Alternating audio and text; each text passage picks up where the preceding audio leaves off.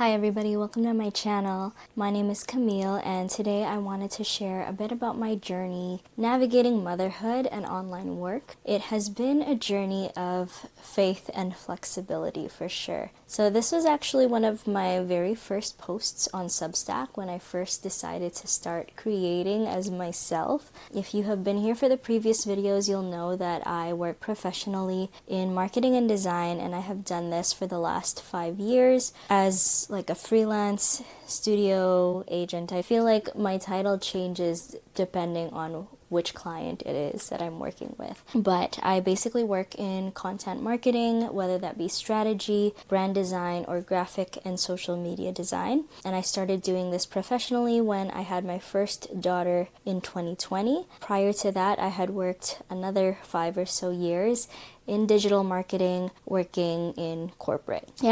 So if you want to read the Substack version of that post, I can link my Substack down below. But when I first became a mom, I didn't really imagine that I would be running an online business or doing anything online, really. I know that it's my field, but I had never quite aspired to create and to have any kind of presence. I just enjoyed creating for other people. And at the time, I was really just looking for flexibility around my new responsibilities and entertaining the possibility of remote work. I felt that jumping any kind of business off the bat was overwhelming. There's a lot that you need to learn when it comes to taxes and how to structure your business, and then admin, and then that doesn't even mention getting clients and making sure you have an ongoing income stream. And then I don't know, there are just so many questions that come up, like how am I going to be there, be at home, be present with my child, and at the same time find new clients, be the marketer, be closing sales, and then also doing the work. So if you've read the E-Myth, you'll know that it's a lot of different roles to be the operator and the visionary and the maintenance person, the person who's running things. And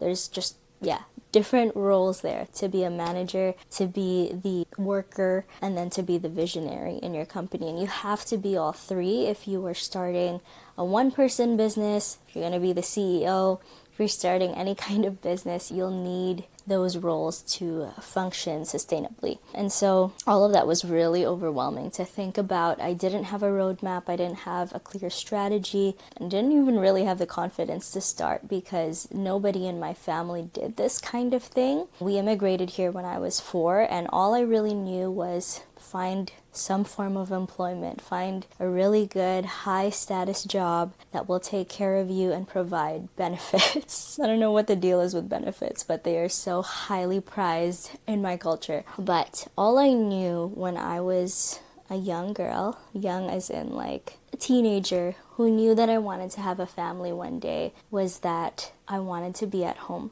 with my kids. And that was just a deep desire that I had always had because my mom worked outside of the home, and I would see cartoons where the kids would make crafts with their moms, and I felt like I didn't really have the time to do that with my own mom, and I really just wanted time with her.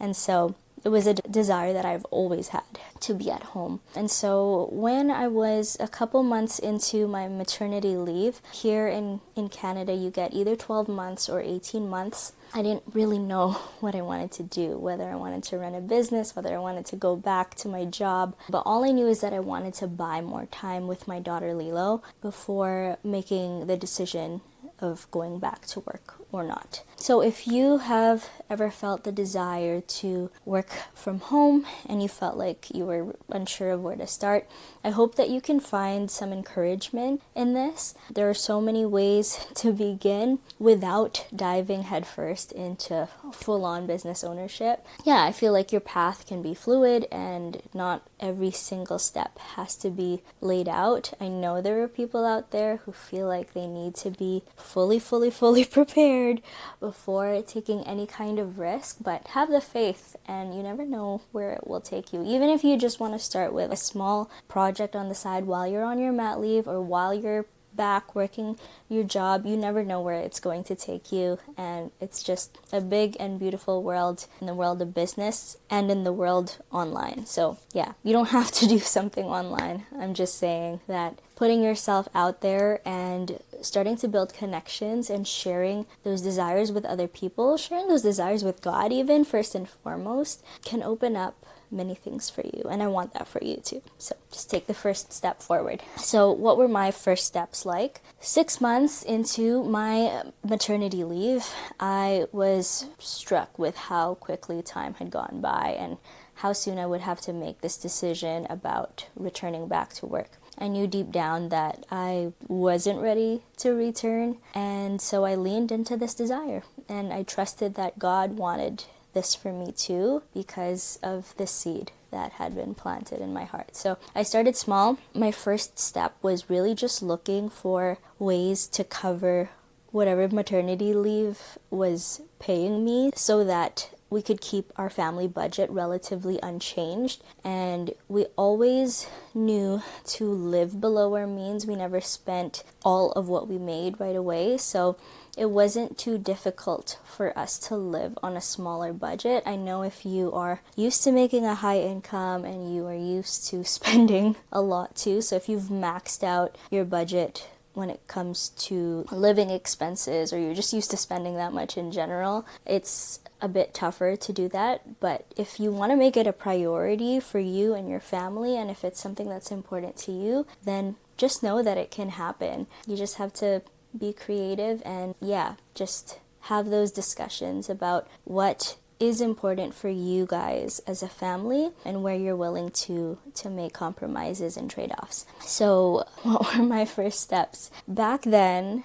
I think this was in 2020, I had spent hours just scrolling through Pinterest and reading blog posts about how moms were making money from home. I don't think TikTok was a big thing back then yet. There weren't people doing UGC. There weren't creators running, there were creators running courses, but it was mostly people who had capital or who already had businesses and pretty much just shifted their business model to an online format. But there wasn't really much out there for people like me who were just looking for a gradual transition into making money that could support my family. So back then, the only options that I found were transcription services, which can be done entirely by AI these days, online customer service, or tutoring jobs. And eventually I realized that I already had skills from my corporate job that I could offer remotely. The first thing that I did was I found an opening to become a social media manager for a remote agency, and the job had no set hours, which meant that I could work in the evenings or I could work during baby's nap times, and it wasn't perfect. You had to manage a lot of clients. It was a lot of work for very little pay, but it was a way forward. And at that point, I was willing to take whatever I could to avoid waking up and getting ready and then doing my 2-hour commute and then 8-hour day away from my baby. And so throughout this time, despite having that job lined up for me, it wasn't really a job because it wasn't employment. It was more so like a contract position. So I was still self-employed, but technically under the banner of another agency, which meant predictable income for me. But while I was there and had that lined up, I still kept things open. And so I had an opportunity to pivot while I was in training for this agency, because I was offered a freelance opportunity with a company whose mission aligned with my faith and my values. And it had always been a dream of mine to use my creative gifts to serve the church, and this was something that I would daydream about forever, even as I was working my corporate job. And so this was a chance for me to do exactly that. So I first was brought on to do their social media and design work. Okay, back from that delay because my memory card ran out of space. But anyways, I was brought on to this company to manage their social media, to create content and get things going on Instagram. And my role quickly expanded from there. Soon I was overseeing the branding for new courses and all of the design needs for the entire organization. And also hiring and bringing on team members to support all of the projects that we had in place. So the work was really fulfilling, but it also came with new challenges like the need for childcare support while I was taking meetings. Usually there were at least one meeting a day. And at that point, we discerned that it made sense to bring in a mama's helper. So this was someone who comes in while I'm still at home. And at that time, my husband was at home too, so he was also working during the regular working hours. And we would bring in a mama's helper to play with my daughter, who I think was 1.5, and just basically get her anything that she needs. So food and teach her some things, but pretty much just help around the house to give us the opportunity for deep work and to take those calls and meetings and really just focus on what we needed to do for the day. So pivoting from that point on became the new normal. And these first few experiences made me realize that freelancing was a viable path. And so I started taking on more clients on the side, and soon I hit a wall. It was pretty demanding to balance multiple client projects while being the primary caregiver. And it felt like everything was pulling at me because I wanted to give my daughter the best, but I also wanted to give my clients my attention and my best work.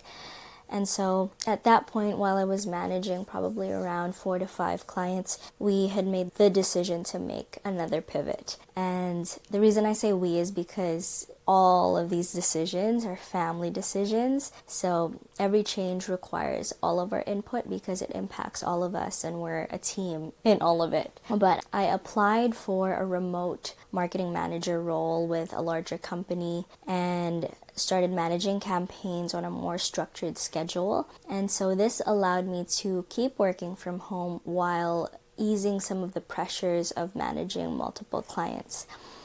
But eventually, or if you're here now, you'll know that we've made another pivot. We moved back to managing multiple clients and have an incredible small team to support. And we're continuing to build out some initiatives and offers over on Substack with the Creators Map community. And I've just been playing around with creating some of my own content here, as it's truly an iterative process. And so if you have watched this far, my intention in sharing this is pretty much to show you that even though we love the rhythm that we currently have, it didn't start by knowing every single step along the way. Like when I was deep in my maternity leave and in this whole process of scrolling through Pinterest and finding different ways to make money online, I had no idea that it would turn into what it is now, that I would meet all of the clients that I've met or have had the opportunity to work with all the different people that I have designed brands for or have done social media or consulting work for. I had no idea that I would cross paths with everyone who has now read my Substack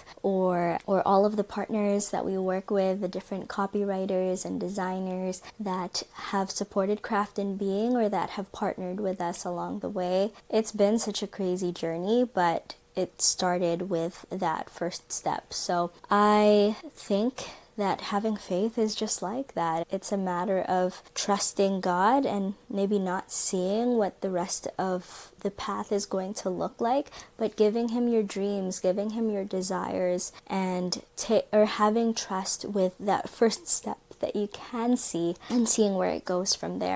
I think that the Lord plants these desires in our hearts, and if we give those desires back to Him, He will show us the next step, and we take it, not always seeing what lies next, but trusting that He's going to show us the way. So with every next step comes wisdom, confidence, people, experiences, and each of these things prepare us for the next steps of the vision that we are co-creating with Him. It's, really a beautiful journey, and I want everyone to be able to experience that for themselves.